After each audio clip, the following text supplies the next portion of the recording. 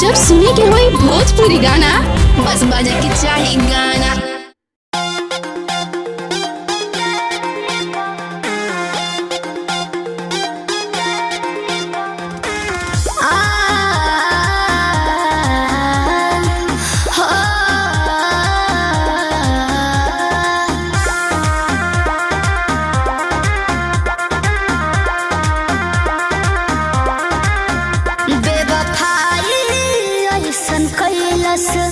हर जाई बन के वो मोर जिंदगी कैलस तन्हा तन्हाई बन के वो बेवफाई ऐसन कैलस।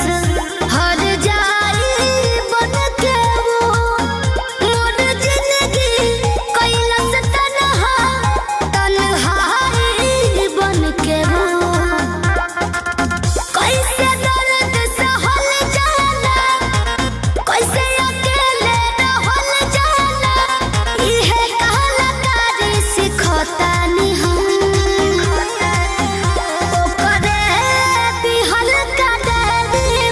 रोजे गम के शायरी लिखतानी हम ओकरे दिहल का डायरी पर। रोजे गम के शायरी लिखतानी हम ओकरे दिहल का डायरी पर। Music by Arya Sharma.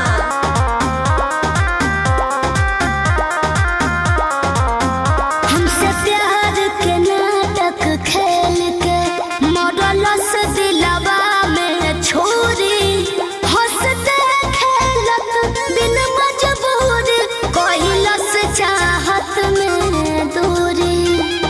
काश वो मुझे मिल गया होता, काश मैं उस पे भरोसा ना करती, काश वो बेवफाई ना करता, या काश मैं ही बेवफा होती।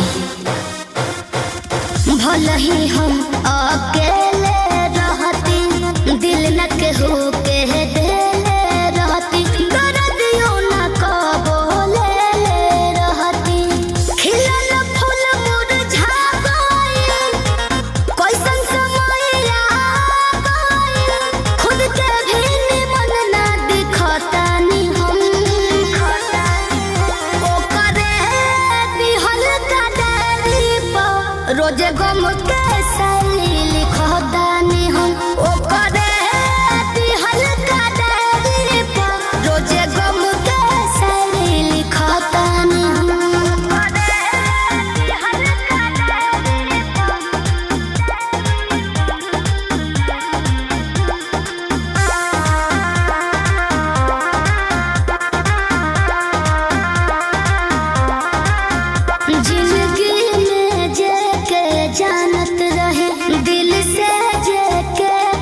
जानत रहे कैसे वो कर तो ही नहीं करी, भगवानों से बढ़ के मानत रहे। कसूर उनका नहीं हमारा ही था, कसूर उनका नहीं हमारा ही था। हमारी चाहत ही इतनी थी कि उनको गुरूर आ गया। ऐसन रोग केहू के न लागे, केहू न रतिया दिनवा जागे, कुछ न कहीं से पिए करागे। जहाँ भी रहो आजाद रहो, हरदम विजय जिंदाबाद रहो। ए दर्द के बाजार में बिकतानी हम ओकरे दिहल का डायरी में रोजे गम